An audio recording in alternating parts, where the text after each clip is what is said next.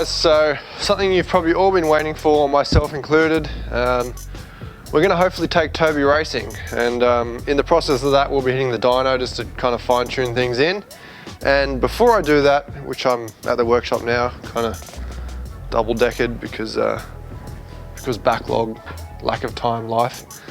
Yeah, Surf's waiting on the CNC custom rear caliper brackets that I've designed and getting made from Benny at AB CNC in South Australia, so he's almost finished them. So I'll get them next week hopefully. So I thought I'll bring Toby in and we will fix up basically the external wastegate lines that were a culprit for not going hard out in the last video, if you remember. So I did run these in polyline. I did normally actually have a heat shield here, but I couldn't find it when we were kind of scraping for time to go for the drive. So as you can see, this one's basically melted shut. So what I have got, I've got some hardline. I can't remember what size this is, I'll put it in the description, but basically it's a -4 equivalent. So yeah, what I've done, do a simple flare on it, get your tube nut, and that will go on to a male -4 flare. So these will be on the wastegate and also the solenoid lines, so they'll never blow off and they will never melt.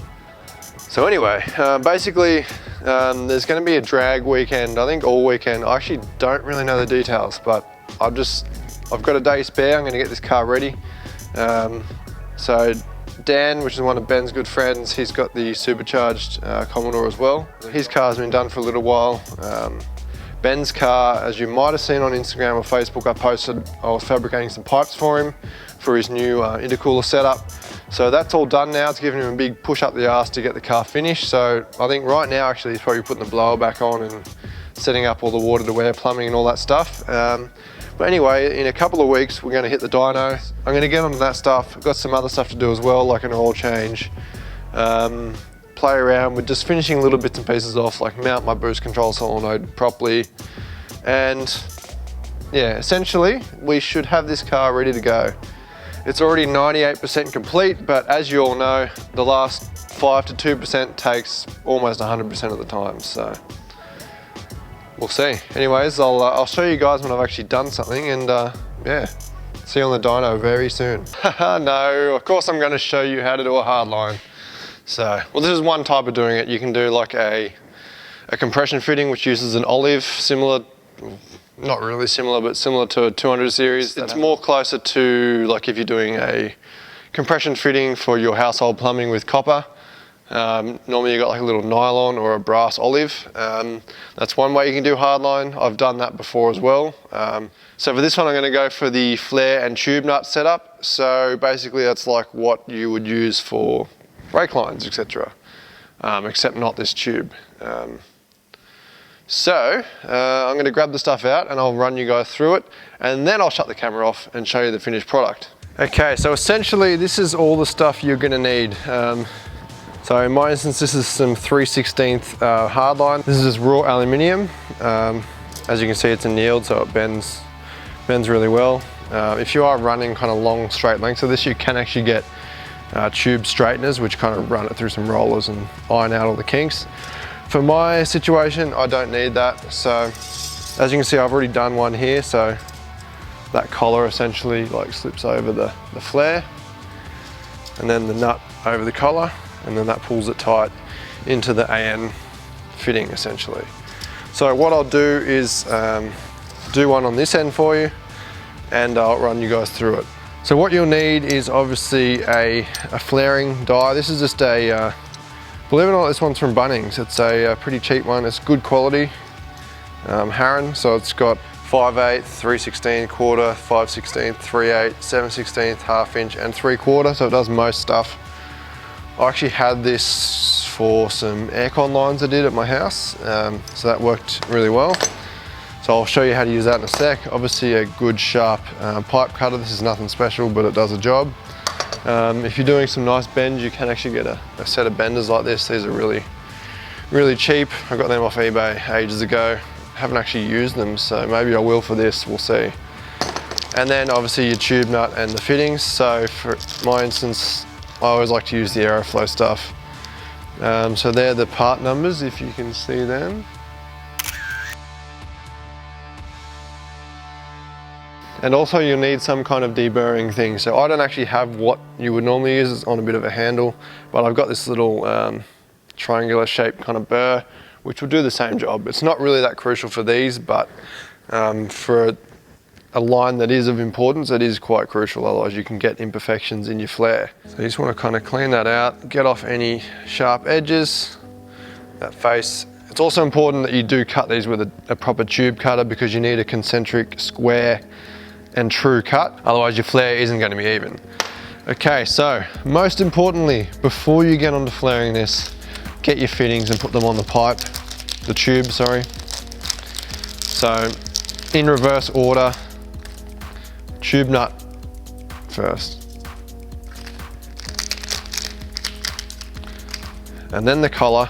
So the collar, you'll see it's got a flared section, and the stepped out leg, so that obviously goes like that. So hopefully you can see that. Okay, so now that you got them on, you need to get your die here. So as I said 3/16. Loosen that off. So I'm going to leave about 3 to 4 mil out of the die.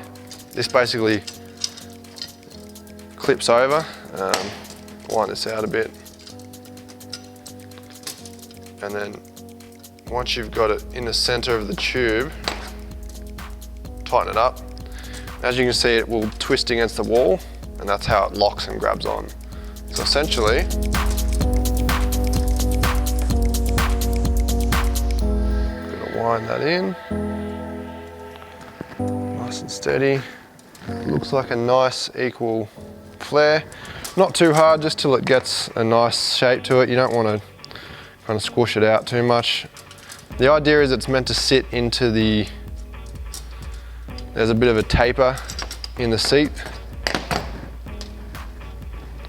So each of these has got a taper in it, as you can see. So that's pushed down, and that 4 or so mil actually worked out perfect. It's pretty well flush. So we can undo this now.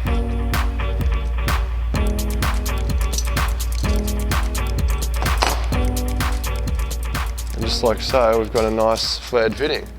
So then that comes up, sits over that. Bloody cooking with gas. So AN flare goes into this flared section. The good thing with the alloy pipe as well is that it will actually somewhat conform. If it's not perfect, it will more than likely conform with a bit of pressure on it to the AN flare, so that's good. And yeah, that's really quick, really easy. And these are pretty well foolproof. So yeah, as long as you prep it up nicely, deburr it, you won't have any dramas. So I'm gonna go get these on the car and get everything looking schmick. And yeah, be able to boost finally. All right guys, check out this work of art. So as you can see, I've made up a little bracket for the wastegate solenoid here. It's just a 3-port Mach valve, like pretty much everyone uses for a electronic boost controller, and some nicely bent hard lines. So you see the wastegate down there. So I've teed it off. I've actually made this little T-block. I had some billet material around and a couple of extra fittings, so I drilled and tapped and milled that up. So this goes to my boost source. So yeah, basically everything is well protected from the heat now. So the one last thing I'm going to do, but I figured I'd show you guys this before I do it, is I've just got some old heat shield from when I did the exhaust on my Hi-Ace. So I'm just going to kind of cut that up and probably tap a thread somewhere into this plate here that I had to mount the coils on, down there. And I'll just put like an offset bolt or something that'll just hold that on. So when I need to get to all this, I can just undo one bolt, pull the heat shield off. It'll protect all my spark plug leads, also protect these hard lines, but they don't really need protecting. So yeah, that ain't ever blowing off or melting, so pretty stoked with that. Alright, so the final thing in the engine bay is the heat shield. So I've just made this up as I showed you guys what I was making it from before. That has worked absolutely bloody beautifully, if I say so myself. So I've basically got a bolt, I'll take it off in a sec and show you guys, but I've got a bolt with a lock nut on the other side, so it's just tight enough to stop this rattling, but the bolt is actually able to be rotated separately to the shield. Yeah, this thing is beautiful, and that will keep all the heat away from all the spark plug leads and also the wastegate lines. Not that they need to be protected anymore because they are hardline, but that just tidies things up a lot, so awesome. All right, so that's, I suppose that's pretty much the only things I needed to do to prep this car to be, well, not prep, but just to get it to the point where I'm happy to have it, you know, driving around, not have to worry because everything's kind of insulated, which is very important, as I've said, I don't know how many times when you're doing a performance car like this. So I might actually go inside and try and remember how I set up my water methanol triggering system, because if we get a chance, we might spray some of that on the dyno. I think Ben's even hooking some up to his car. So look, we'll start the old turbocharged versus supercharged debate. So we all know that the turbo is always going to make more power, but we'll see. So stay tuned.